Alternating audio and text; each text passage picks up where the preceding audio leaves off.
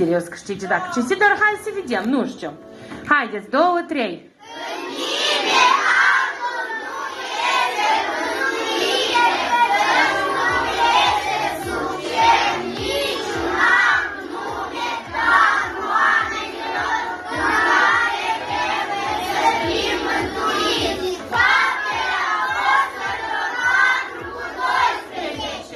Bravo, liderii nouă. Bravo.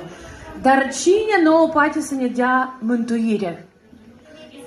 Iisus. Dar de ce numai Iisus poate? De ce numai? Nu a avut niciun păcat. Pentru că El nu a avut niciun păcat. Bine, dar de ce noi avem nevoie de salvare și de mântuire? Că noi suntem păcătoși. Perfect. Lecția de ieri ați învățat-o, ați înțeles-o perfect. Eu sunt liniștită. 3, stop, aici sunteți 1, 2, 3, 4, 1 duci, 1 pleacă.